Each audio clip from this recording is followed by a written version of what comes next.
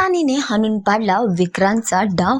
विक्रांत महाडिक कुटुंबाविरुद्ध आखणार नवी खेळी. हुकुमाची राणी ही या मालिकेची कहाणी इंटरेस्टिंग आणि एक्साइटिंग वळणावर येऊन उभी आहे.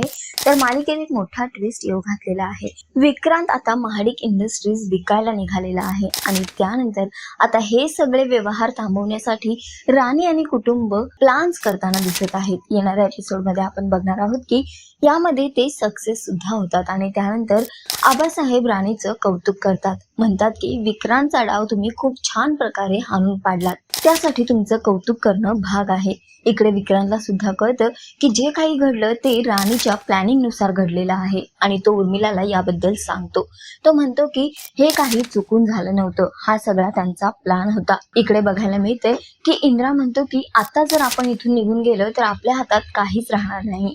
त्यावर राणी म्हणते की या सगळ्यातून आपण मार्ग नक्कीच काढू. पण दुसरीकडे बघायला मिळतंय की विक्रांतचा पारा मात्र चढलेला आहे आणि तो ठरवतोय राणी आणि कुटुंबाविरुद्ध नवा डाव, नवी खेळी. तो म्हणतो की यावेळी कंपनीचा व्यवहार असा करेन की या कानाचं त्या कानाला सुद्धा कळणार नाही. तर दुसरीकडे राणी सुद्धा म्हणते की या सगळ्यातून आता मार्ग कसा काढायचा ते मीच ठरवणार. तर सध्या तरी एकीकडे विक्रांत आहे तो महाडिक इंडस्ट्रीज विकायला निघालेला आहे, तर दुसरीकडे राणी आणि कुटुंब हे सगळे व्यवहार थांबवण्यासाठी प्रयत्न करताना दिसत आहेत. बघणं फार महत्वाचं असणार आहे की विक्रांतचा हाणून पाडलेला डाव विक्रांत पुन्हा नव्याने कसा उभा करणार, त्याची नवी खेळी कोणती असणार आणि राणी आणि इंद्रा त्याला कसे सामोरे जाणार.